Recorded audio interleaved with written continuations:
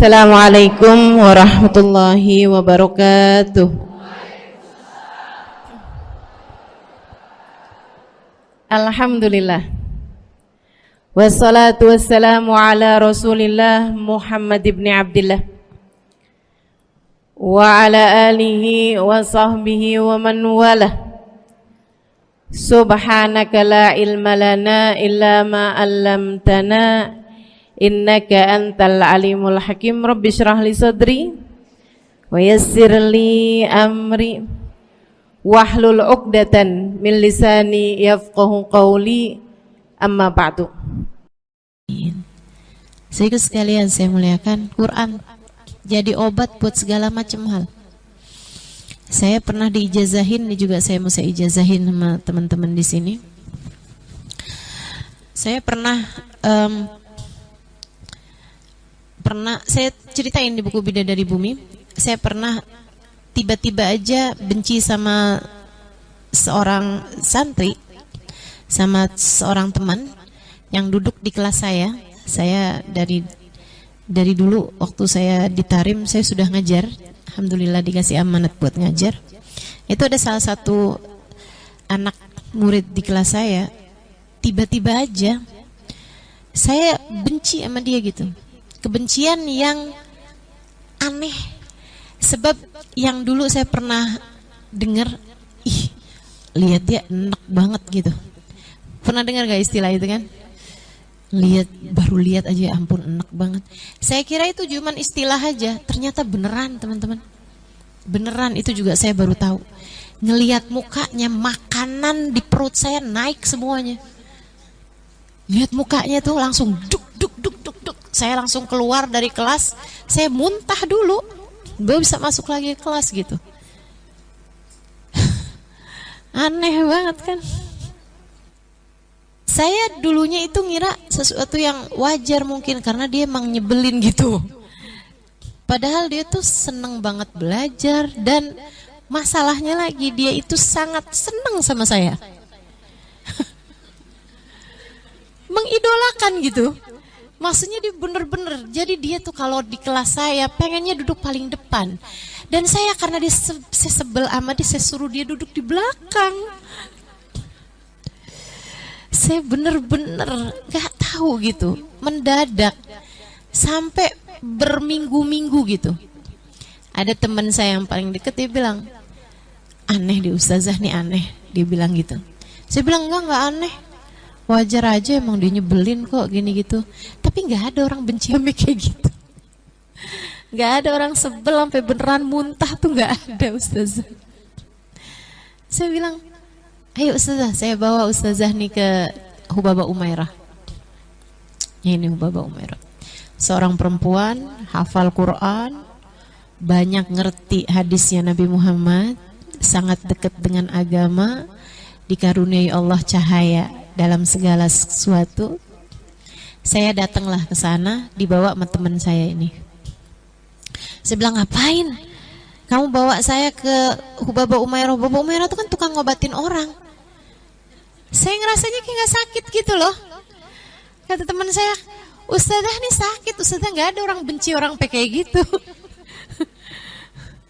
Akhirnya datanglah saya ke sana, baca-bacain nama beliau, lihat gitu, terus dia bilang, kamu nih kena ain katanya.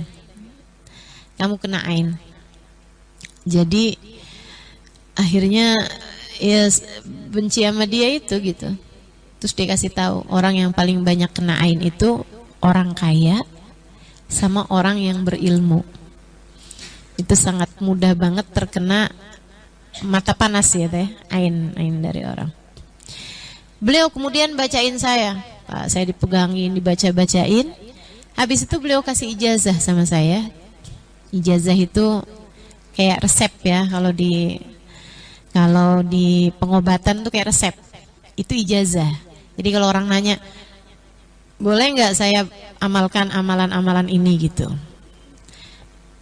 Itu namanya minta ijazah, kayak orang datang minta resep sama dokter gitu.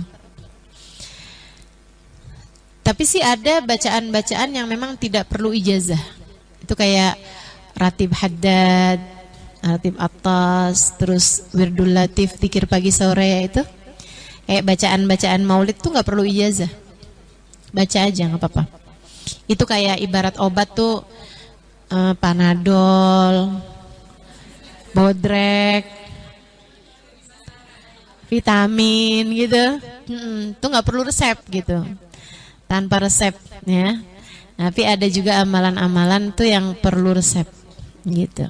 Nah, ini salah satu dari yang saya mau resepkan kepada teman-teman.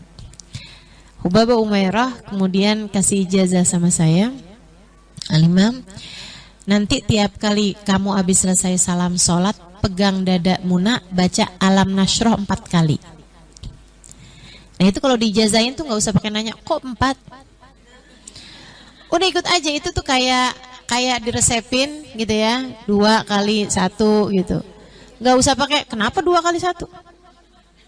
3 kali 1 aja gimana? Nggak bisa. 1 kali 1 aja. Yaudah kalau kamu mau sehat ya udah gitu. Itu.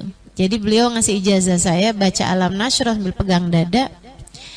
4 kali baca Alam Nasroh langsung begitu habis selesai salam sholat. Ini silahkan diamalkan saat hati kamu sedang enggak karu-karuan.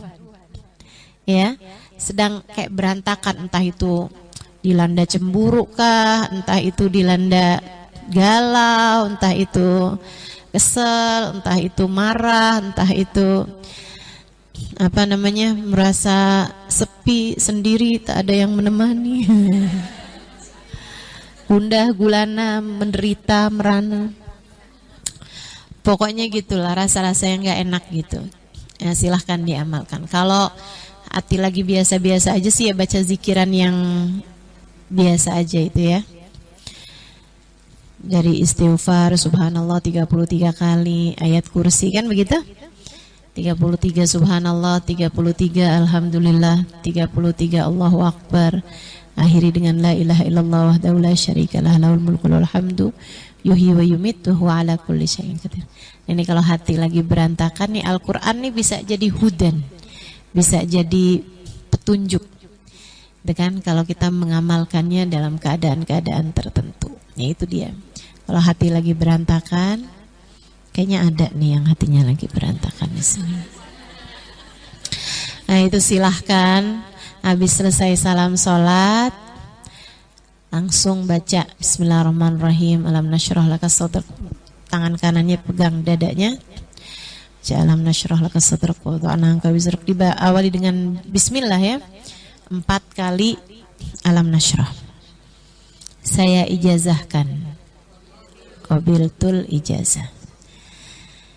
Fatihah ila ruhi Hubabah Umairah, anallaha yaghfir laha warhamha wa yataghashaha birrahmah wal maghfirah uskinul jannah birahmati sya'allah. Al-Fatihah. Bismillahirrahmanirrahim. Alhamdulillahirabbil alamin. Ar-Rahmanir-Rahim. Maliki yaumiddin. Iyyaka na'budu wa iyyaka nasta'in. Ihdinas siratal mustaqim. Siratal ladzina an'amta 'alaihim ghairil maghdubi 'alaihim waladdallin. Amin. Nabi pun juga banyak ngajarin suatu dengan pakai ayat-ayat Quran. Assalamualaikum warahmatullahi wabarakatuh.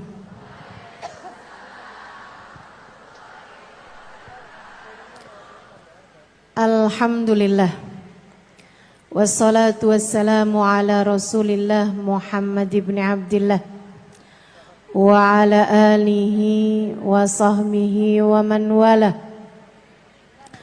Subhanaka la ilma lana illa ma 'allamtana innaka antal alimul hakim. Rabbi shrah li sadri wa yassir li amri wahlul 'uqdatan min lisani yafqahu qawli. Amma ba'du. Alhamdulillah, Allah sampaikan juga saya ke tempat ini. Masjidnya Allah Subhanahu wa taala, bait min buyutillah, rumahnya Allah. Mudah-mudahan kita udah disampaikan di rumah Allah di dunia. Allah sampaikan pula ke Baitullahil Haram di Mekkah. Dan Allah sampaikan pula di tempat keridhaannya surga Allah di akhirat nanti insyaallah. Amin ya rabbal alamin. Rabbi la tukhzini yawma yub'atsun yawma la yanfa' mal wala banun illa man atallaha biqalbin salim. Kata Nabi Ibrahim yang Allah tuliskan dalam Al-Quran, ya Allah, jangan kecewakan aku, jangan buat aku susah pada hari di mana Engkau membangkitkan hamba-hambamu.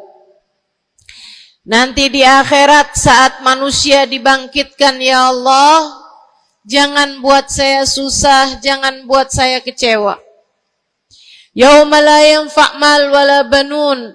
Hari yang itu loh ya Allah, hari yang tidak bermanfaat orang bawa harta, hari yang tidak bermanfaat orang bawa anak. Yang bermanfaat hanyalah orang yang datang pada Allah biqalbin salim, dengan membawa hati yang selamat. Karenanya siapapun di antaramu yang akan menuju ke akhirat, semua dari kita menuju ke akhirat. Siapapun di antaramu yang kepengen di hari akhiratnya nanti menjadi orang yang tidak susah, menjadi orang yang tidak sedih, menjadi orang yang tidak kecewa, menjadi orang yang tidak ketakutan, menjadi orang yang berhasil. Siapa di antaramu yang kepengen di hari akhiratnya nanti berbahagia, bersukacita? Siapa yang kepengen di hari akhiratnya nanti bergembira? Pastikan saat-saat ini, saat hidupmu di dunia ini, pastikan kamu sedang menuju kepada keselamatan hati. Hatimu selamatkan. Hatimu selamatkan, teman-teman. Hatimu selamatkan.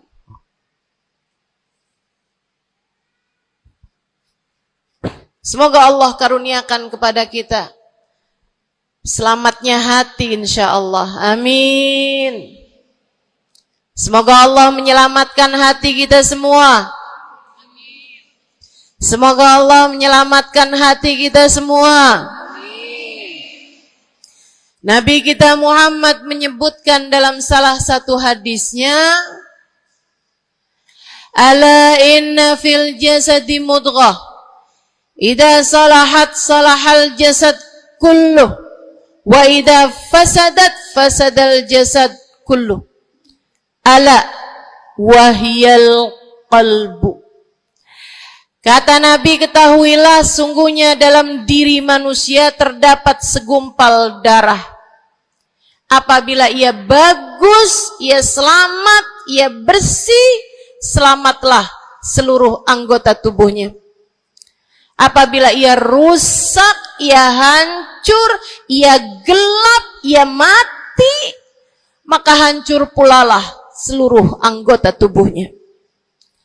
Ala wahiyal qalbu, ketahuilah segumpal darah tersebut bernama hati. Maka buka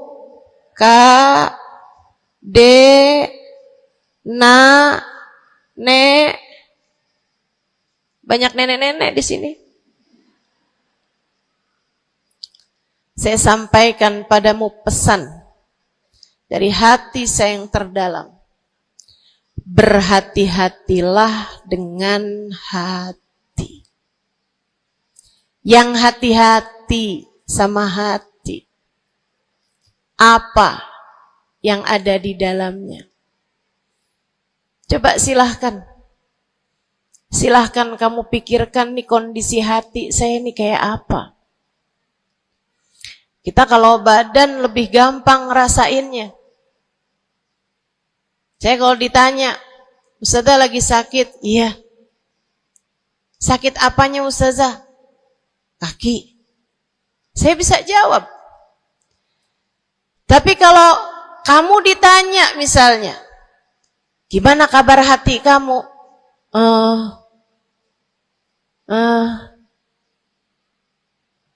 Gimana kabar hatimu? Sehatkah? Sakitkah? Atau bahkan sakaratul maut? Hatimu bercahayakah? Gelapkah? Atau bahkan mati? Bagaimana kabar hatimu, teman-teman? Bagaimana kabar hatimu?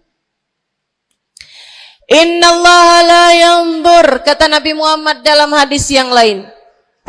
Innallaha la yanzur ila suwarikum wala ila absyarikum, walakin yanzur ila qulubikum. Sungguhnya Allah tidak melihat kepada badan kalian. Allah tidak melihat kepada warna kulit kalian. Allah nggak peduli hidung kamu mancung ataukah pesek. Allah nggak peduli kulit wajahmu mulus ataukah berjerawat. Allah nggak peduli kamu tinggi ataukah pendek. Allah nggak peduli warna kulitmu semacam apa. Yang Allah Subhanahu wa taala lihat, yang Allah Subhanahu wa taala perhatikan adalah hatimu. Adakah ia mulus? Adakah ia penuh dengan penyakit-penyakit?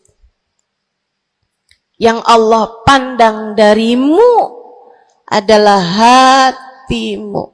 Nih, sekarang saat kamu duduk sama rata di tempat ini, teman-teman. Meskipun ada yang lebih tinggi, ada yang lebih rendah, tapi kita duduk nih sama-sama di tempat ini nih. Nilaimu di mata Allah bukan seberapa dekat jarak antaramu dengan saya. Nilaimu di mata Allah bahkan bukan bergantung dari jam berapa kamu datang. Ketika kamu sama rata duduk di tempat ini, yang Allah pandang darimu adalah hatimu. Sedang berada di manakah saat ini? Yang duduk di tempat ini sembari mikirin ntar pulang enaknya makan apa ya?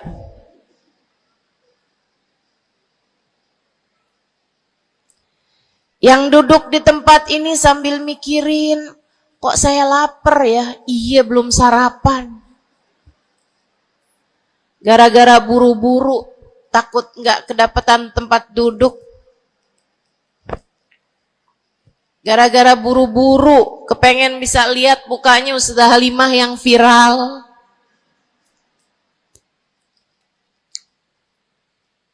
Hatimu. Allah melihat darimu, nilaimu di hadapan Allah. Nilaimu di hadapan Allah saat ini bukan bergantung dari seberapa awal kamu datang, bukan bergantung pada hal-hal yang lainnya, akan tetapi yang Allah lihat darimu adalah hatimu.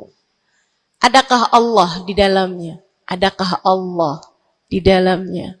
Adakah Allah di dalamnya? Pun demikian dengan kamu saat sholat, pun demikian saat kamu sedang sedekah. Semuanya masalah hati, teman-teman. Semua masalah hati. Kata guru saya Sayyidil Habib Umar bin Hafid, al-madar kullal madar fi salahil gulub urusan segala urusan, sumber segala macam urusan, dasar segala macam urusan ada pada bagusnya hati. Kalau udah hatinya bagus, bagus semuanya. Kalau udah hatinya busuk, busuklah semuanya. Semoga Allah selamatkan kita dari busuknya hati. Semoga Allah selamatkan kita dari busuknya hati. Amin ya rabbal alamin. Dunia, akhirat, masalah semuanya ada pada hati. Karenanya yuk kita bahas, gimana sih caranya nyelamatin hati? Yang pertama, kalau kamu pengen tahu caranya nyelamatin hatimu, yang pertama,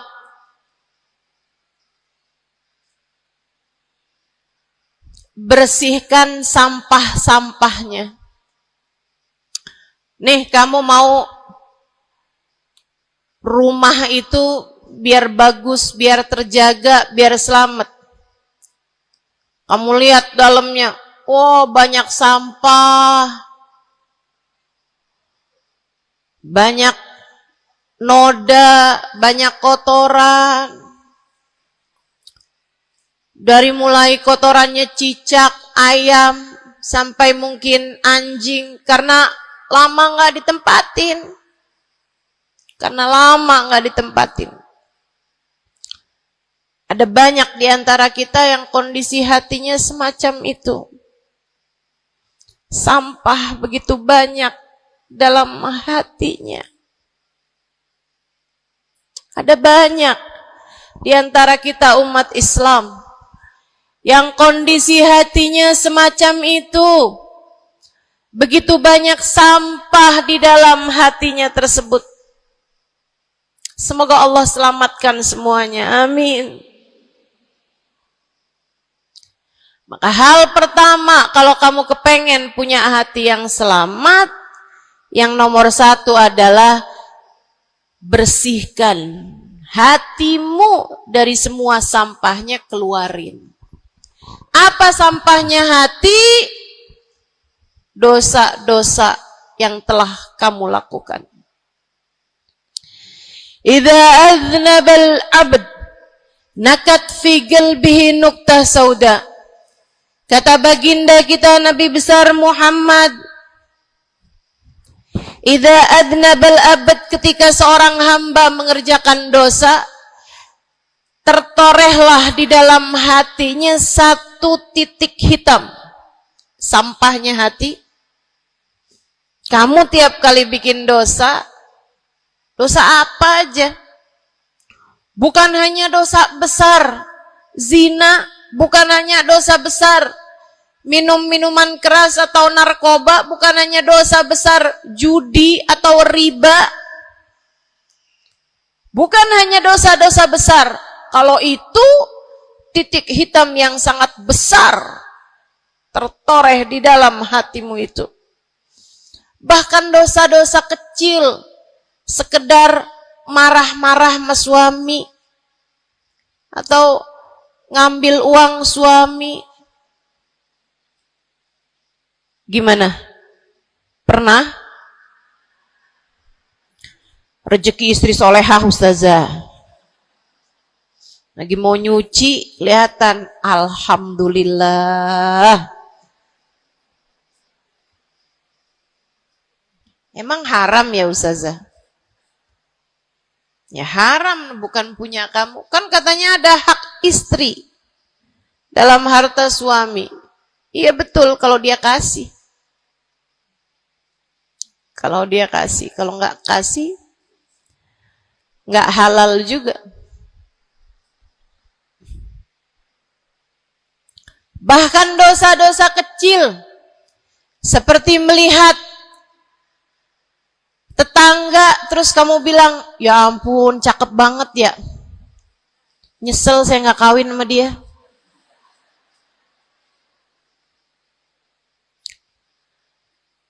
Dosa. seperti memandang seseorang dengan pandangan menghina, seperti membicarakan aib orang lain. Setiap kali kamu berbuat dosa, apapun bentuk dosanya, satu titik hitam tertoreh di dalam hatimu itu. Ini istighfar wa tab. Musih, kalau dia beristighfar, kalau dia bertaubat, dihapuslah titik hitam tersebut. Wa illa, kalau enggak, ya tetap aja ada. Kamu bikin dosa lagi, bikin dosa lagi, bikin dosa lagi, bikin dosa lagi. Enggak pernah istighfar, enggak pernah memperbaiki diri. Aurat tidak kamu tutup dengan baik. Sehingga akhirnya setiap kali kamu keluar dilihat oleh laki-laki yang bukan mahrammu. Satu titik hitam, satu titik hitam, satu titik hitam. Sampai terkadang hati seseorang dipenuhi dengan titik-titik hitam. Hatinya menjadi legam. Hatinya menjadi penuh dengan titik-titik hitam. Semakin bertambah lagi, semakin bertambah lagi, jadilah karat. Jadilah karat. Kalau udah jadi karat, na'udzubillah. Ini yang Allah sebutkan di dalam Al-Quran. Kata Allah, kalla, a'udzubillahi minasyaitonirrajim, kalla, bal rana ala qulubihim bima kanu yaksibun, kalla innahum an rabbihim yawma idin lamahjubun. Kalla, kata Allah, balran, ada ran, ada karat di dalam hati mereka tersebab dosa, dosa, dosa yang menumpuk tanpa pernah dimohonkan ampunan. Kalla innahum an rabbihim yawma idzin lamahjubun. Orang kalau hidup bawa karat hasilnya apa?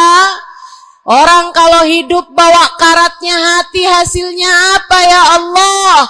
Kalla innahum an rabbihim yawma idzin lamahjubun.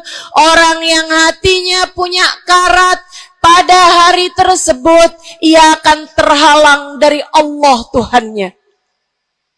Guru saya Sayyidil Habib Umar bin Hafid menyampaikan tafsir mengenai ayat ini. Kata Habib Umar bin Hafid, tidak mati dengan membawa iman. Orang yang hatinya penuh dengan karat, apabila datang ajal menjemput, iman terkeluar, tercerabut dari dalam hatinya, hingga ia pun mati, keluar dari atas muka bumi ini dengan tanpa membawa iman Islam. Dia keluar dari atas muka bumi ini bukan sebagai hamba Allah, bukan sebagai umat Nabi besar Muhammad sallallahu alaihi wa ala alihi wasallam. Dia meninggal dunia dalam keadaan su'ul khatimah. Na'udzubillah min dzalik. Jangan biarkan karat memenuhi hatimu. Jangan biarkan hatimu dosa-dosa yang telah kamu lakukan menjadi berkarat dalam hatimu itu. Saya kesian sama kamu. Nggak apa-apa. Hidup terus-terusan ngontrak, nggak apa-apa. Hidup nggak pernah punya kendaraan sendiri, nggak apa-apa. Nggak pernah punya HP yang canggih, nggak apa-apa. Saya hidup di atas muka bumi ini, nggak pernah ada yang datang melamar saya. Jadinya sampai di usia di atas 30-an tahun, saya masih menjomblo Ustazah. Enggak apa-apa. Ustazah, saya udah menikah 10 tahun belum ada anak juga Ustazah. Enggak apa-apa. Ustazah, suami saya kawin lagi Ustazah. Enggak apa-apa.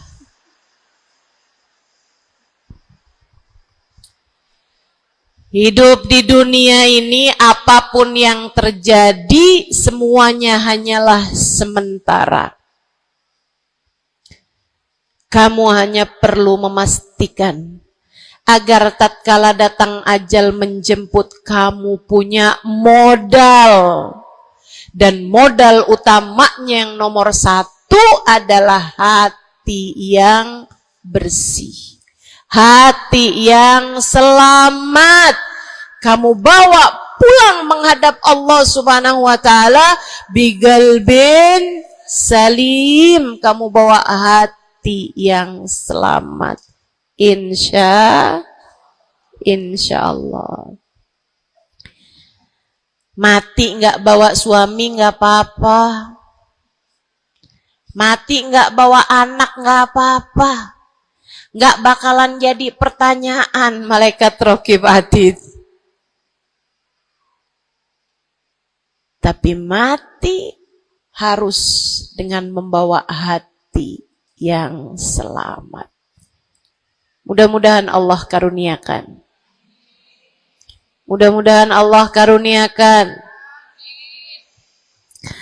Saudaraku sekalian yang saya muliakan, maka bersihkan sampah-sampah dalam hatimu itu. Caranya gimana nih, Ustazah? Dosa-dosa saya emang udah banyak banget. Saya di masa muda, di masa remaja, bahkan sampai udah tua juga nih, bergelimangan dengan dosa demi dosa. Banyak dosa saya Ustazah. Saya zaman muda berada dalam masa jahiliyah. Dosa, segala dosa saya kerjakan. Apa yang harus saya lakukan? Bersihkan karat-karat dalam hatimu itu dengan taubat. Minta ampun sama Allah. Minta ampun sama Allah. Kamu perlu nangis sama Allah. Kamu perlu sungguh-sungguh minta ampunan sama Allah. Dosa segede gunung, kalau Allah mau melemparkannya ke dalam lautan ampunan, inna kaba'irad dunubi ful ghufrani kalamami. Katanya sahibul burda, sesungguhnya dosa-dosa besar dalam lautan ampunan, ia hanyalah seperti buih di dalam lautan. Gak ada artinya apa-apa kalau Allah mau ampuni. Dosa sebesar apapun, kalau Allah mau ampuni gak ada artinya. Tapi dosa sekecil apapun, kalau Allah mau perhitungkan, kamu gak akan selamat. Saya sampaikan padamu atas nama cinta. Dosa sekecil apapun yang kamu lakukan, jika ia tidak berjumpa dengan ampunan Allah, kamu bisa tidak selamat. Iblis nyembah Allah 70.000 tahun lamanya. Sujud di atas bumi, dia sujud, bumi dihancurkan, Allah naikin dia ke langit. Di atas langit dia sujud, ganti-ganti posisi sujudnya. Karenanya Imam Ghazali dalam kitabnya Minhajul Abidin mengatakan, ma min buk'ah minal ard was sama, tidak ada satu jengkal tanah, baik di bumi ataupun di langit, illa waqad sajad iblis fihi sajdah. Iblis udah pernah sujud di sana, di semua tempat di bumi maupun di langit. paling banyak ibadahnya ternyata bukan seorang wali. Paling banyak ibadahnya ternyata bukan seorang nabi. Kalau hitung-hitungan panjang-panjangan ibadah, ibadahnya iblis lebih panjang daripada siapapun dari makhluknya Allah Subhanahu wa taala yang pernah tinggal di bumi ini. Akan tetapi dia nggak nurut. Iblis ibadah 70.000 tahun. Nggak nurut sekali doang. Sekali aja. Wa idh qulna lil malaikati isjudu li Adam fasajadu illa iblis. Ketika kami memerintahkan seluruh makhluk yang ada di langit, seluruh malaikat kami perintahkan, wahai malaikat-malaikatku, sujudlah kalian kepada Adam. Fasajadu, mereka semuanya sujud. Illa iblis, kecuali iblis doang. Tantang, petenteng gak mau sujud. Allah tanya, ma manaka antas judali Adam id amartuk. Iblis, apa yang bikin kamu gak mau sujud kepada Adam? Padahal aku yang telah memerintahkanmu. Bukankah kamu selama ini sujud di bumi, di langit untuk menyembahku? Sekarang aku perintahkan padamu untuk sujud. Kenapa kamu gak mau sujud padanya? Iblis gak bilang, ya Allah, kan perintahnya tadi malaikat. Saya kan bukan malaikat ya Allah. Gak gitu. Gak gitu. Saudariku sekalian yang saya muliakan, bahkan iblis gak bilang, males ya Allah saya sujud, lagi bisulan, misal. Enggak gitu juga. Makanya orang yang meninggalkan taat karena malas, karena bodoh misalnya, itu lebih dimaklumi teman-teman daripada yang kayak iblis ini nih. Ketika ditanya apa yang membuatmu gak mau sujud, wahai iblis, kepada Adam, iblis dengan pongahnya, dengan sombongnya mengatakan, ana khairun minhu, saya lebih baik daripada Adam. Khalaqtani min nar wa khalaqtahu min tin. Saya berasal dari api, sementara Adam berasal dari tanah. Tanah diinjak-injak ya Allah, sementara api begitu hebatnya. Fahbit minha fa innaka rajim. Kata Allah, kita yang taat sama dosa sama-sama baik.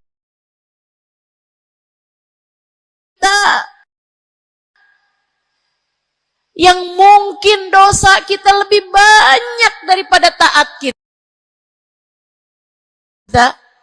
Kayak katanya Habib Ali Habsyi, kadang ada orang Islam, malaikat raqib yang nyatet pahala nganggur berbulan-bulan. Sementara malaikat atid yang nyatetin dosa sibuk bener. Gimana dengan kita?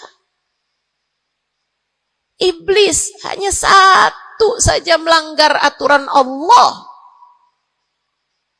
Allah kemudian mewahyukan padanya, keluar kamu wahai iblis dari surgaku, sesungguhnya kamu terkutuk. Kamu, kalau Allah mau memperhitungkan satu saja dosa kamu, kamu gak akan selamat. Saya sampaikan padamu, iya kamu, semua yang dengerin saya. Kalau Allah mau memperhitungkan satu saja dosamu, kamu gak akan selamat. Kamu tidak akan selamat. Tapi kan saya anaknya Fulan bin Fulan. Tapi kan saya keturunannya Fulan bin Fulan. Tapi kan saya istrinya Fulan bin Fulan. Bukan. Kak, Dek, Nak, nggak selamat siapapun kamu. Anaknya Nabi Nuh, nabinya Allah tenggelam. Pamannya Nabi Muhammad, paman baginda kita Nabi besar Muhammad, Abu Lahab, Allah tuliskan kehancurannya, kecelakaannya, kebinasaannya di dalam Al-Quran. Mau siapa yang kamu andalkan? Tapi kan saya udah banyak bikin taat. Saya tiap malam bangun tahajud. Kamu nggak nyampe seujung kukunya ibadah iblis. 70.000 tahun. 70.000 tahun.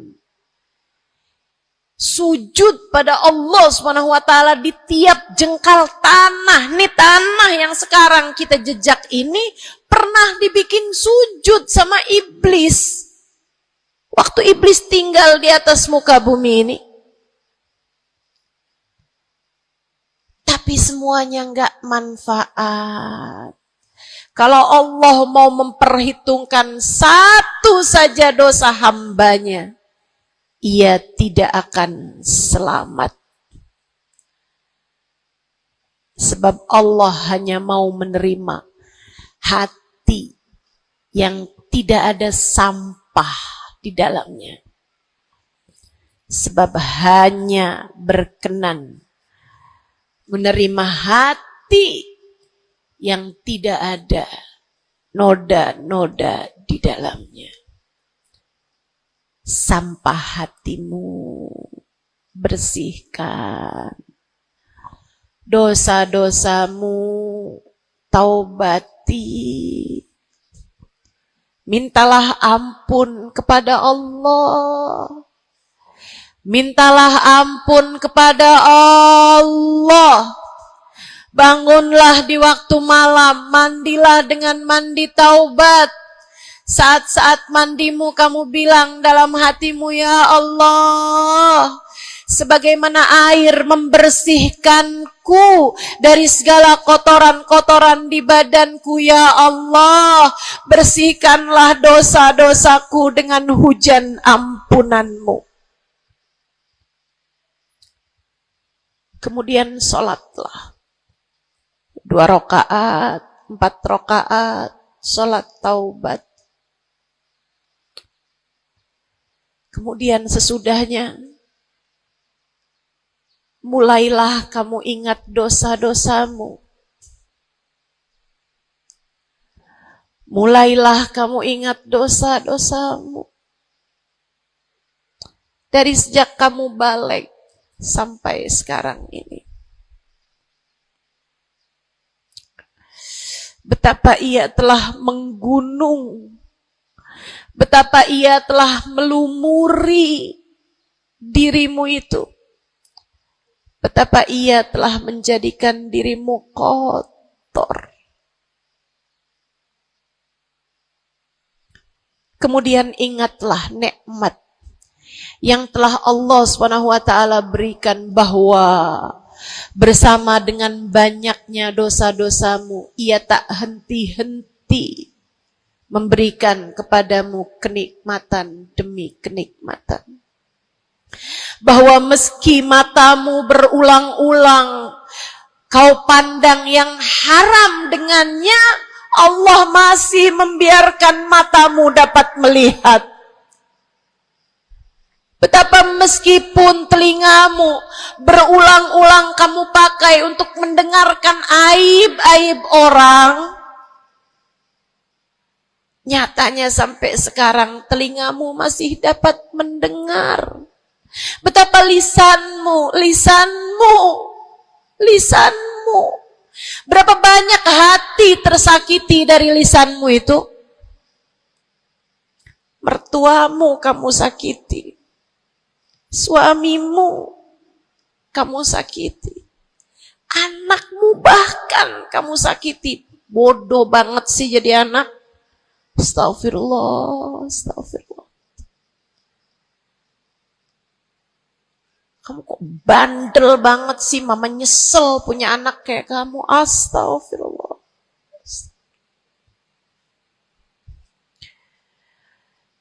Betapa lisanmu menyakiti hati tetanggamu, saudara-saudarimu, sahabat-sahabatmu, orang-orang di sekelilingmu, merasakan gangguan dari lisanmu itu, tersakiti dari lisanmu itu. Tapi meskipun entah sudah berapa banyak dosa tercatat dari lisanmu, Allah masih tetap membiarkan lisanmu dapat berbicara sampai saat ini. Nikmat tak henti-henti Allah berikan kepadamu, bukan? Betapa durhakanya diri kita. Namun betapa penuh rahmatnya Allah kepada kita. Betapa berlumurannya kita dengan dosa-dosa. Namun betapa Allah bersama dengan segala dosa-dosa yang kita lakukan, tak henti-hentinya membanjiri kita dengan kenikmatan. Wa in ta'uddu ni'matallahi la tuhsuha. Kalau kamu mau hitung nikmatnya Allah, kamu tak akan pernah mampu menghitungnya. Sesudah kamu ingat-ingat dosamu, kamu ingat nikmat Allah kepadamu, kamu ucapkan seperti ucapan baginda Nabi Muhammad. Allahumma anta rabbi la ilaha illa anta khalaqtani wa ana abduka wa ana ala ahdika wa wa'dika mastata'tu a'udzu bika min syarri ma sana'tu abu'u laka bi ni'matika 'alayya wa abu'u bi dhanbi faghfirli fa innahu la yaghfiru dzunuba illa anta. Ya Allah, Engkau adalah Tuhanku. Tak ada Tuhan kecuali Engkau. Aku adalah hamba-Mu yang Kau perintahkan buat taat, yang Kau perintahkan untuk menepati janji semampuku. Ya Allah, aku berlindung dari buruknya perbuatan yang telah aku lakukan. Begitu buruk, begitu jelek dosa yang telah aku perbuat padamu, ya Allah. Abu'u laka bi ni'matika 'alayya. Ya Allah, Engkau selalu datang padaku dengan berbagai macam kenikmatan-kenikmatan. Wa abu'u bi dzambi, sementara aku selalu datang padamu dengan dosa demi dosa. Faghfirli, ampunilah aku ya Allah. Fa innahu la yaghfiru dzunuba illa anta. Bukankah tak ada yang dapat mengampuni dosaku selain Engkau ya Allah. Minta ampun sama Allah. Minta ampun sama Allah. Yang serius, menangislah di hadapannya. Menangislah di hadapannya. Dalam keheningan malam saat tiada sesiapapun yang melihatmu. Jauhkan dulu apapun yang dapat membuatmu kehilangan konsentrasi. Jangan lagi khusyuk-khusyuk begitu tiba-tiba kedengaran suara Shopee.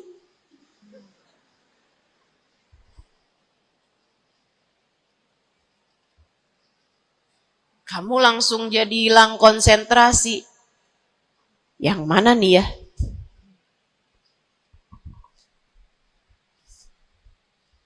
Bismillah. Kalau kamu pengen punya hati yang selamat, nomor 1 adalah taubat. Taubatan nasuha. Taubat yang sungguh-sungguh. Nyesel telah berbuat dosa. Meninggalkan dosa-dosa tersebut, berjanji untuk tidak mengulanginya lagi. Jika dosanya terkait sama manusia, ada syarat keempat yang harus dilakukan, yaitu meminta maaf kepada orang yang telah engkau sakiti hatinya tersebut. Yang kamu habis bikin dosa sama dia, minta maaf. Mudah-mudahan Allah SWT ampuni dosa-dosa kita. Amin. Semoga Allah ampuni dosa-dosa kita. Amin. Ketika ada seorang ulama ditanya, ya Syekh, wahai Syekh, kalau saya nih punya banyak hajat nih, punya banyak permintaan, tapi waktunya sempit buat doa, doa apa yang seharusnya saya panjatkan? Misalnya nih, lagi sebentar nih bisa kepegang Hajar Aswad, lagi sebentar nih bisa ada di depan Ka'bah, lagi sebentar nih bisa ada di dekat makam Nabi Muhammad sallallahu alaihi wasallam. Sesudah kita ucap salam kepada baginda Nabi, ini apa nih yang harus saya minta kepada Allah? Hajat saya banyak, sementara waktu saya sempit buat doanya. Apa yang harus saya mintakan? Apa sebaik-baik hajat yang perlu kita mintakan di saat tidak banyak waktu untuk memintanya kepada Allah? Syekh tersebut menjawab, is'alil maghfirah, mintalah ampunan dari Allah. Sebab bagaimana mungkin kamu meminta hajat-hajat yang lain, sementara kamu masih belum berada dalam pandangan rahmatnya Allah. Kamu masih terusir dari pintunya, kamu udah minta-minta. Nih kayak istri lagi minggat sama suaminya, kemudian dia WhatsApp, tolong dong transferin saya. Lah balik dulu.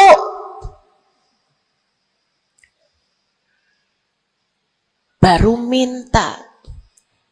Tiap kita ngerjain dosa adalah tiap langkahan kita menjauh dari Allah Subhanahu wa ta'ala. Tiap kali kamu mengerjakan dosa adalah langkahan-langkahanmu menjauh dari Allah Subhanahu wa ta'ala. Karenanya mendekat dulu, masuk dulu, Allah bukain pintu dulu, baru deh silahkan minta yang lainnya. Kalau sempit waktumu, mintalah ampunan dari Allah Subhanahu wa ta'ala. Ini kan kerjaan kita nih suka salah-salah kalau doa. Giliran lagi ada hujan nih, wah doa mustajab, langsung, ya Allah jodoh ya Allah. Yang cakep, yang ganteng, yang kaya, yang setia, yang soleh, banyak bener. Padahal kalau ngelihat dirinya kagak ada pantes-pantesnya. Kalau kamu pengen jodoh yang soleh, solehahkan dulu dirimu itu.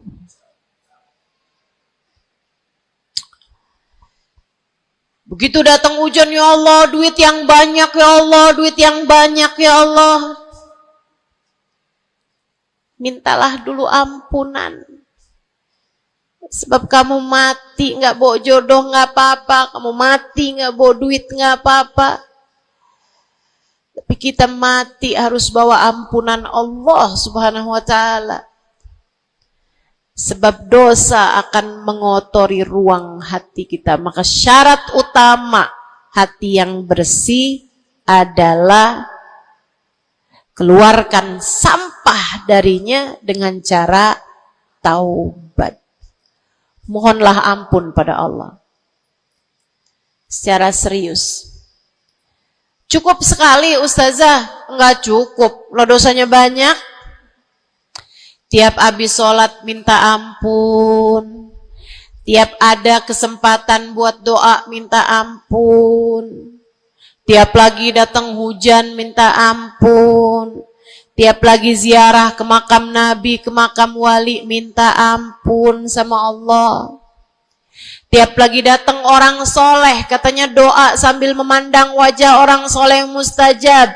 Apa yang mesti kita minta? Minta ampunan dari Allah Subhanahu wa ta'ala. Minta ampunan dari Allah Subhanahu wa ta'ala. Itu satu syarat mutlak utama. Pengen hatimu selamat, keluarkan sampah-sampahnya. Habis keluarin sampah-sampahnya, nah sekarang udah bersih. Ternyata ada penyakit-penyakitnya. Ada bagian itu yang atapnya bocor. Ada airnya yang tersumbat. Penyakitnya rumah. Bukan begitu? So ikut sekalian yang saya muliakan, kamu kepengen hatimu jadi hati yang selamat, sembuhkan hatimu dari berbagai macam penyakit-penyakitnya. Apa aja sih penyakit-penyakitnya hati? Banyak. Imam Ghazali menyebutkannya dalam kitab Ihya Ulumuddin. Sampai jadi satu kitab yang tebal membahas mengenai hal-hal yang buruk yang ada dalam hati manusia. Bahasan panjang, nggak akan keburu waktunya buat bahas panjang itu. Tapi saya bilang, Bu, kayak rumah. Saya pernah beli rumah. Suami saya beli rumah. Kemudian saya liatin rumahnya bagus, bersih, cakep, udah nih. Kemudian satu hari saya ajak teman saya yang ngerti urusan rumah, ahli desain interior rumah. Saya bawa masuk dalam rumah saya, dia liatin, ini bocor nih Ustazah, yang ini nih harus cepet-cepetan ditambal. Terus dia lihat ada bagian atap tuh bocor tuh Ustazah, tambal dulu Ustazah. Dibenerin dulu tuh Ustazah sebelum ditempatin. Bu, saya kirain rumah saya udah bagus. Ternyata kalau dilihat sama ahlinya baru ketahuan. Kita juga begitu semua. Kita kirain hati kita baik-baik aja. Tapi kalau kita duduk ngaji, kalau kita hadir di majelis taklim, kalau kita dengerin kajian-kajian, kita baru paham. Ya Allah, ternyata hati saya ada penyakitnya di sini. Ternyata saya juga punya penyakit yang ini. Ternyata saya punya penyakit yang ini. Karena jangan berhenti belajar. Jangan berhenti mengaji. Biar kita paham penyakit-penyakit hati kita tuh di bagian mana. Sehingga kita bisa konsentrasi buat mengobatinya. Ada tuh bagian atap yang dibilangin sama temen saya nggak terlalu peduli. Saya liatin kecil aja kok. Sampai satu hari, untung aja saya nggak ada di bawah situ, jebol atap rumah saya. Banjir rumah saya. Gara-gara atap yang berpenyakit yang tidak diberesin. Begitu pula dengan hati kita. Cari tahu apa penyakitnya. Cari tahu apa obatnya. Dengan kamu duduk mengaji. Ini bukan urusan sejam, 2 jam dipelajari. Kemudian semuanya benar. Ini adalah PR seumur hidup kita. Buat sehatin hati kita. buat bagusin hati kita, buat bersihin hati kita. Penyakit hati paling berbahaya namanya kesombongan. Dan Bu, Kak, Dek, Nak, siapa di antara kita yang selamat darinya? Apa itu sombong, wahai Rasulullah? Kata seorang sahabat, sebab saya senang pakai baju bagus. Saya Rasulullah senang makan enak, senang pakai baju bagus. Saya sombong kalau gitu, wahai Rasul. Enggak, bukan itu yang namanya sombong. Kamu punya baju bagus, pakai. Jangan punya baju bagus, saya kalau pakai ini kelihatannya sombong. Ya udah dah, saya pakai yang rombeng-rombeng aja. Punya baju bagus tapi daster udah robek, itu aja yang dipakai.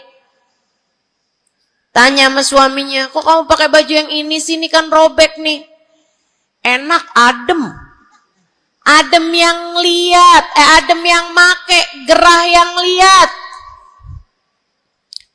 Bukan itu yang namanya kesombongan. Saya punya uang, saya bisa beli mobil yang bagus, tapi saya nggak mau beli, saya takut sombong. Bukan itu yang namanya kesombongan. Saya punya uang, bisa bangun rumah buat tamu-tamu. Ulama-ulama kalau datang bisa tinggal di rumah saya. Tapi saya nggak mau, kayak gitu ntar saya sombong. Bukan itu yang namanya kesombongan. Sombong, kata Nabi Muhammad, batarul haq wa ghamtun nas. Sombong adalah menolak kebenaran dan menghina orang lain, merasa diri lebih baik daripada orang lain. Itu yang namanya sombong. Merasa diri lebih baik dari orang lain. Merasa diri lebih baik dari orang lain. Sering banget ini kan kita kan. Betul? Dulu-dulu belum pakai jilbab.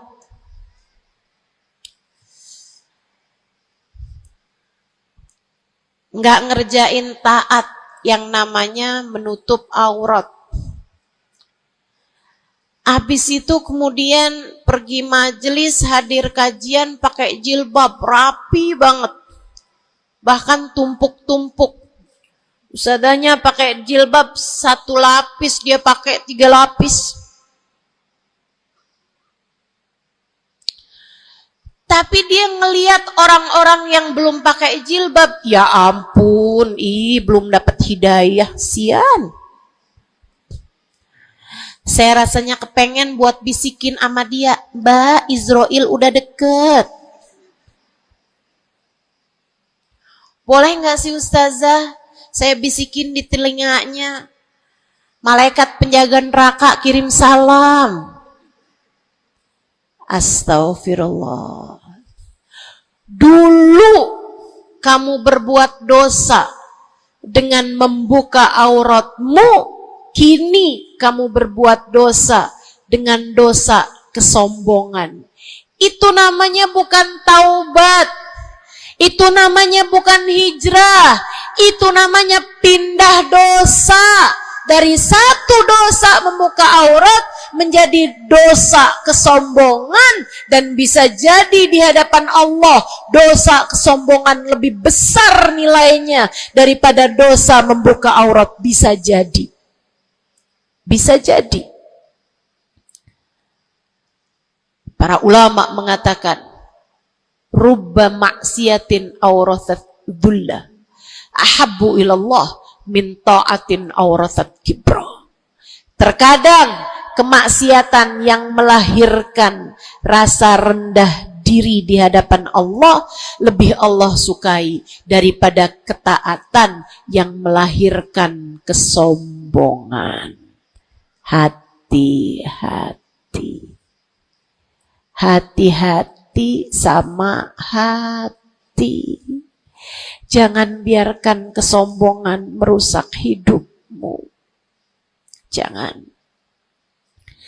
Ada banyak para istri yang merasa dirinya lebih mulia daripada suaminya. Banyak. Hati-hati, hati-hati.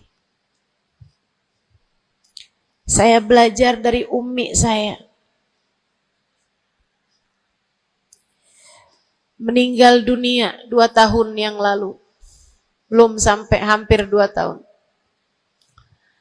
Saudariku sekalian yang saya muliakan, saya sering bilang sama umi saya, Mi, maafin saya Mi ya. Umi saya bilang, Nak, maafin Umi ya. Umi punya salah sama kamu nggak kurang daripada salah kamu sama Umi. Umi punya dosa sama kamu pasti lebih banyak daripada dosa kamu sama Umi.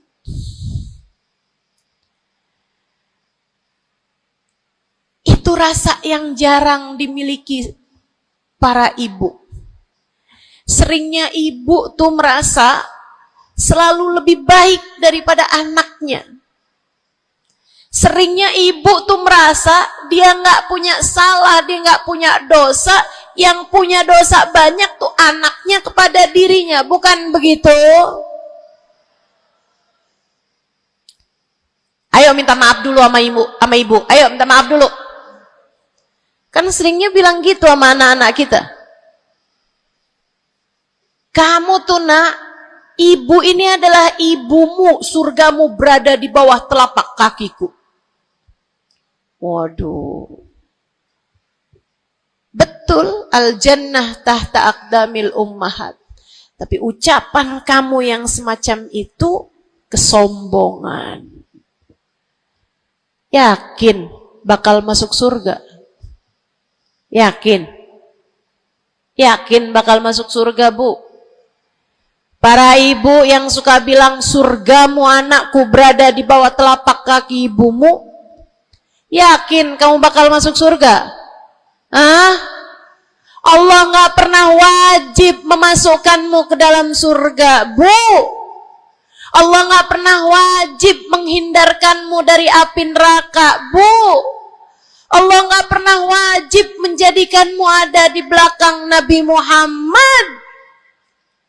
Kalau kamu sampai Allah usir dari surganya, Allah masukkan kamu ke dalam nerakanya, kamu bisa apa? Kalau saat Nabi Muhammad menggiring umatnya dan kamu tidak bisa ada di belakangnya, kamu terusir dari rombongan Nabi Muhammad, kamu bisa apa? Kamu bisa apa? Nilaimu yang sesungguhnya nanti di akhirat kelihatannya. Nilaimu yang sesungguhnya nanti di akhirat kelihatannya. Jadi kalau kamu mau sombong, tar di akhirat. Kalau sampai kamu bisa masuk ke dalam surga Allah, kalau kamu sampai berada di barisan-barisan terdepan dalam rombongan Nabi besar Muhammad, kalau kamu bisa makan dari buah-buahan surga, kalau kamu ada saat kamu mengucap salam kepada baginda Nabi Muhammad, matamu bisa memandang indah wajahnya, telingamu bisa mendengar indah suaranya, lisanmu bisa mengucapkan salam langsung di hadapannya, silahkan membusungkan dada pada saat itu.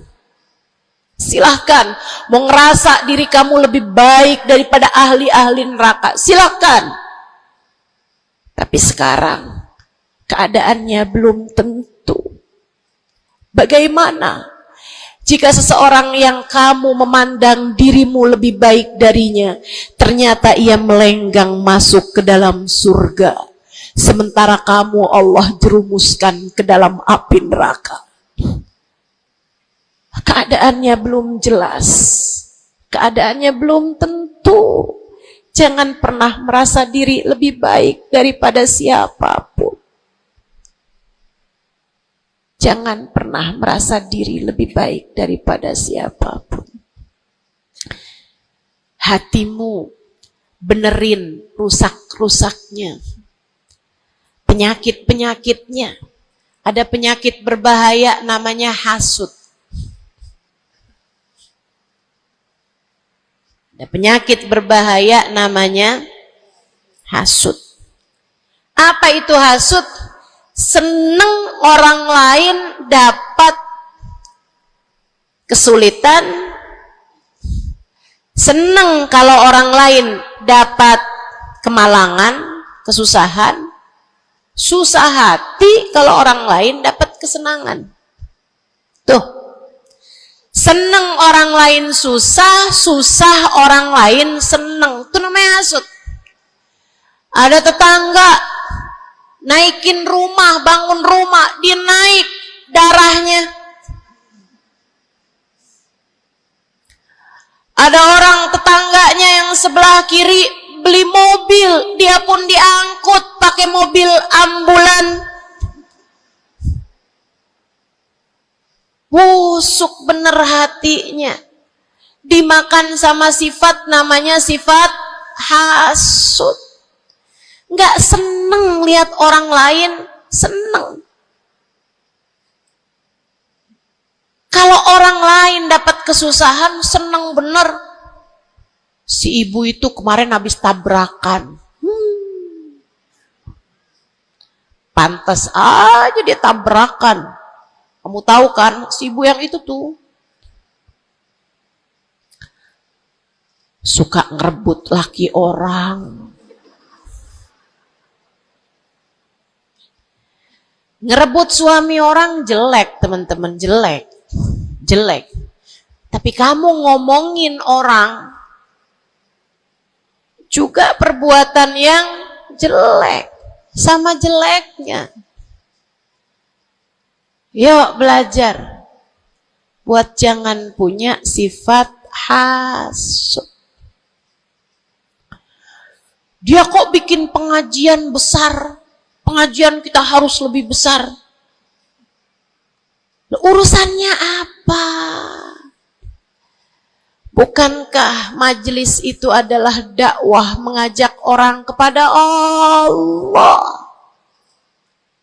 Hatimu jagain, hatimu jagain, hatimu jagain. Ada yang bisa begitu, alhamdulillah. Ada ustazah yang lebih pandai darimu, alhamdulillah. Minta doa, ambil ilmunya. Bukan malah dihasutin. Hati-hati, hati-hati. Jangan sampai hasudmu membawamu kepada terusir dari rahmatnya Allah. Kayak Bal'am bin Ba'ur. Ada zamannya Nabi Musa, teman-teman sekalian. Namanya Bal'am bin Ba'ur. Ilmunya tinggi. Sampai kabarnya, jamaahnya juga banyak. Semua orang dengerin kajiannya. Ini saya serem nih. Ini saya serem nih. So ikut sekalian nih, ngeri banget nih. Ini buat orang kayak saya nih, ngeri banget nih pembahasan ini nih. Ada orang berilmu, pinter banget, namanya Bal'am bin Ba'ur, zamannya Nabi Allah Musa. Jamaahnya banyak, kalau dia hadir kajian, semua orang di kampungnya hadir semuanya. Imam Ghazali cerita, dia sampai-sampai dari berilmunya, ilmunya tingginya, Allah kasih sama dia ilmu yang tinggi. Kalau dia ada dapat pertanyaan yang dia nggak tahu jawabannya, dia doa bisa lihat jawabannya langsung dari Lauhil Mahfuz. Kurang pinter apa? Kurang berilmu apa? Kurang hebat apa? Kurang dekat apa sama Allah? Kamu jadi ustazah, berapa banyak ilmumu? Kamu jadi seorang pendakwah, berapa banyak ilmumu? Kamu yang dianggap sebagai ulama, berapa banyak ilmumu? merunduklah. Saudariku sekalian yang saya muliakan, si Bal'am bin Ba'ur, kabarnya sampai para malaikat turun ikut serta mencatat pelajaran-pelajaran yang dia berikan. Yang ngaji sampai bukan cuman orang, bukan cuman jin ikut ngaji, sampai malaikat-malaikat Allah ikut ngaji. Kurang apa hebatnya? Tapi Allah hancurkan Bal'am karena sifat hasud. Nabi Allah Musa datang ke kampungnya Bal'am bin Ba'ur. Jamaahnya Bal'am bin Ba'ur semua datang kepada Nabi Musa. Nabinya Allah, tentu saja semua datang. Semuanya datang kepada Nabi Musa. Semua minta doa kepada Nabi Musa. Semua berharap berkah dari Nabi Musa sebagai seorang nabinya Allah Subhanahu wa taala, Jalla Jalaluhu wa ta'ala azamatuh. Yang biasa hadir di majelisnya Bal'am kepengen istiqomah, kepengen rutinannya nggak terganggu, jadi dia tetap bikin rutinan walaupun ada Nabi Allah Musa alaihissalam. Jamaahnya dikit yang hadir. Mulai nih orang-orang yang berpenyakit datanglah kepada Bal'am bin Ba'ur. Rupanya Bal'am bin seorang nabinya Allah. Dia nggak lihat Nabi Musa sebagai seorang yang diberi kelebihan lebih banyak daripada dirinya karena diwahyukan wahyu kepadanya. Bal'am bin Ba'ur termakan sifat hasud. Ia pun berdoa meminta kepada Allah, ya Allah hancurkanlah Musa. Ya Allah, hancurkanlah Musa. Hancurkanlah Musa ya Allah. Saudaraku sekalian yang saya muliakan, Allah angkat semua kelebihannya Bal'am bin Ba'ur. Bahkan kabarnya dialah orang ateis pertama di atas muka bumi ini yang mengatakan alam semesta enggak ada Tuhannya. Ngeri. Allah cabut bahkan iman dari dalam hatinya Bal'am bin Ba'ur. Iman Allah cabut. Dari yang asalnya berilmu kayak begitu, Allah sampai cabut imannya, teman-teman saudaraku sekalian. Allah pun ceritakan tentang Bal'am bin Ba'ur dalam Al-Quran. Kata Allah Subhanahu wa taala, "A'udzu billahi minasyaitonir rajim. Famathaluhu kamathalil kalbi in tahmil 'alaihi yalhath aw tatrukhu yalhath." Perumpamaannya Bal'am bin Ba'ur seperti anjing. Kalau kamu angkat, dia menjulur-julurkan lidahnya. Kalau kamu tinggalkan, dia pun juga tetap menjulur-julurkan lidahnya. Dianjing-anjingin, bukan sama orang, sama Allah Subhanahu wa ta'ala. Lihat betapa Allah Subhanahu wa ta'ala kalau murka sama seseorang nggak tanggung-tanggung. Siapapun kamu, kalau Allah murka sama kamu, nggak tanggung-tanggung murka Allah. Bahkan kepada seseorang yang dibukakan lauhil mahfud kepadanya, Allah jadikan dia seperti anjing, kata Allah dalam Al-Quran. Jangan berani-berani punya sifat hasud. Ingat, kalau ada orang diberi kelebihan lebih daripada kamu, ingat, yang ngasih kelebihan itu satu, namanya. Kalau ada seseorang tertimpa kemalangan, jangan sok-sokan merasa diri lebih baik daripada orang tersebut. Ingat, yang ngasih kemalangan kepadanya hanya satu, namanya Allah. Hati-hati sama sifat namanya sifat hasud. Satu, bersihkan hatimu dari sampahnya yaitu dosa dengan cara taubat dan mohon ampun terus-terusan. Kedua, benerin rusak-rusaknya hatimu, penyakit-penyakitnya hatimu, yang terutamanya adalah sifat sombong dan sifat hasud. Hatimu belajar untuk tidak membenci siapapun. Hatimu belajar buat gak benci sama siapapun. Yang terakhir, kalau kepengen hatimu selamat, hiasi. Kalau rumah nih, udah sampahnya udah bersih, rusak-rusaknya udah dibenerin, udah direnovasi, sekarang tinggal yang terakhir. Apa itu? Hias-hiasi rumahmu. Pasangin horden, pasangin lampu yang bagus, pasangin lantai yang bagus, ditaruhin dekorasi-dekorasi, pajangan-pajangan kamu taruh-taruh, ada sofa, ada tempat tidur, dihias-hiasi rumahnya. Dicat rumahmu itu dengan warna-warna yang cocok, kan begitu?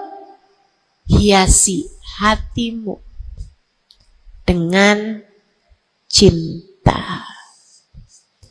Hiasi hatimu dengan cinta. Hatimu ada cinta kepada yang semestinya dicinta. Siapa? Nomor satu Allah, nomor dua, nomor tiga, cintai apapun dan siapapun pada cintanya Allah dan Rasulnya. Cintai ulama karena mereka adalah pewaris para nabi. Cintai habaib dan syaraif karena mereka adalah orang-orang yang punya nasab sambung sama baginda Nabi besar Muhammad sallallahu alaihi wasallam. Cintai keluarga Nabi Muhammad, cintai para istri-istri Nabi Muhammad, cintai para sahabat-sahabat Nabi Muhammad, terutamanya al-khulafaur rasyidin, sadatina Abi Bakar wa Umar wa Uthman wa Ali. Cintai para sahabat Nabi Muhammad, cintai para ulama-ulama kita di sepanjang zaman, cintai Imam Syafi'i, Imam Maliki, Imam Hambali, Imam Hanafi. Cintai para ulama-ulama kita dari atas sampai kepada ulama-ulama kita yang sekarang ada.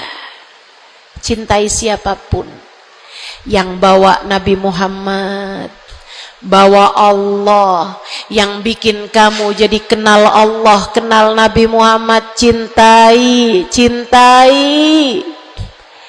Pada cinta mereka terdapat cintanya Allah. Cintai anak-anak yatim sebab mereka dicintai sama Nabi Muhammad. Cintai orang-orang fakir karena mereka dicintai sama Nabi Muhammad. Cintai suamimu sebab kalau kamu cintai suamimu ya, bukan suami orang. Punya suami nggak dicintai, suami orang dia cintai. Astaghfirullah. Cintai suamimu, Bu, sebab dalam cintamu kepadanya mendekatkanmu kepada cintanya Nabi Muhammad, mendekatkanmu kepada cintanya Allah. Kamu sayangi, kamu hormati, kamu muliakan suamimu, Allah ridho kepadamu, Nabi Muhammad sayang kepadamu. Cintai orang tuamu sebab Allah memesankan kepada kita untuk cinta kepada orang tua kita. Cintai anak-anakmu sebab mereka umatnya Nabi Muhammad. Mereka umatnya Nabi Muhammad. Nabi Muhammad sangat sayang sama umatnya yang masih kecil-kecil. Nabi Muhammad sangat sayang sama umatnya yang masih belia, masih remaja. Mereka disayangi sama Nabi Muhammad, maka kamu pun harus sayang sama mereka. Yang tua-tua diantaramu sayangin, yang muda-muda diantaramu sayangi. Kata Nabi Muhammad, laisa minna man lam yuqir kabirona walam yarham saghirona. Tidak termasuk diantara umat Islam yang gak hormat sama yang tua, yang gak sayang sama yang muda. Cintai semuanya. Terakhir, cintai dirimu. Sebab kamu umat Nabi Muhammad. Cintai dirimu, sebab kamu hambanya Allah. Jangan merasa diri nggak berharga. Dirimu berharga. Dirimu layak masuk surga kalau kamu taat sama Allah. Jangan menganggap diri nggak ada artinya. Jangan. Kamu berarti sebab ada kalimat paling tinggi di dalam hatimu. Bunyinya kalimat La ilaha illallah Muhammad Rasulullah. Kamu berharga, saudariku sekalian. Kamu berharga. Jangan mau menghinakan dirimu dengan kemaksiatan. Jangan mau menghinakan dirimu dengan merebut suami orang. Jangan mau menghinakan dirimu dengan berharap uang, kemudian kamu meminta-minta kepada orang, kamu mengemis-ngemis kepada orang. Kamu umat Nabi Muhammad, kamu hamba Allah Subhanahu wa ta'ala. Kalimat indah ada di dalam hatimu. Jangan hinakan dirimu itu. Mari terhormat, jalanin sholat, jangan pernah tinggal. Mari terhormat, tutup auratmu, jangan dibuka-buka. Mari terhormat, cintai dirimu, bangun di waktu malam, sholat malam, angkat tangan, minta kepada Allah. Mari terhormat, baca sholawat sebelum tidur. Wahai Rasulullah, saya adalah umatmu, berharap akan dapat masuk surga di belakangmu ya Rasulullah. Mari cintai dirimu sebagai hamba Allah, sebagai umat Nabi Muhammad. Insya Allah. 3 hal itu jika kamu lakukan, bersihkan hati dari dosa-dosa, sembuhkan penyakitnya hati yang ada dalam dirimu, kemudian yang terakhirnya, hiasi hatimu dengan cinta dan kasih sayang kepada siapapun yang ada di atas muka bumi ini. Sayangi aja semuanya, cintai aja semuanya, sebab dalam cinta kepada semuanya terdapat cintanya Allah dan Rasulnya. Saya sakit, tapi saya tetap datang ke Pontianak karena saya sayang, karena saya cinta sama orang-orang Pontianak. Bukan karena Pontianaknya, tapi karena yang berkumpul di sini adalah umatnya Nabi Muhammad. Saya berharap dengan saya datang padamu, umatnya Nabi Muhammad, semoga Nabi kalian berkenan memandang saya dengan kasih sayangnya. Saya datang ke sini walaupun sakit, karena saya tahu kalian semua hambanya Allah. Ada keberkahan dalam diri kalian yang saya berharap mendapatkan itu. Saya berharap dengan saya datang padamu, Allah Tuhanmu berkenan merahmati saya sebagai hambanya. Yuk sayangi semuanya, yuk cintai semuanya. Rabbana zalamna anfusana wa illam taghfir lana wa tarhamna lanakunanna minal khasirin.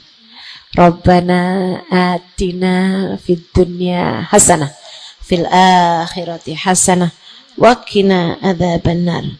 Bifadli subhana rabbika rabbil izzati amma yasifun wassalamun alal mursalin walhamdulillahi rabbil alamin.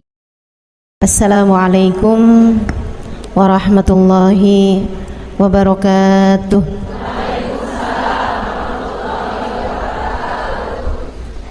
Alhamdulillah, wassalatu wassalamu ala rasulillah Muhammad ibn Abdillah wa ala alihi wa sahbihi wa man wala. Subhanaka la ilma lana illa ma 'allamtana innaka antal alimul hakim. Rabbi shrah li sadri wa yassir li amri wahlul 'uqdatan min lisani yafqahu qawli, amma ba'du. Baik, sebelum kita mulai, kita akan baca niat belajar bersama-sama. Mudah-mudahan ilmunya nanti sekali lagi jadi ilmu yang manfaat buat kita sekalian. Bismillahirrahmanirrahim. Nawaitu ta'allum wa ta'lim wan naf'a wal intifa' wal mudzakarah wat tadhkir wal ifadah wal istifadah wal hidza ala tamassuk bi kitabillah wa sunnati rasulillah sallallahu alaihi wa alihi wasallam wa du'a ila al huda wa dilalata ala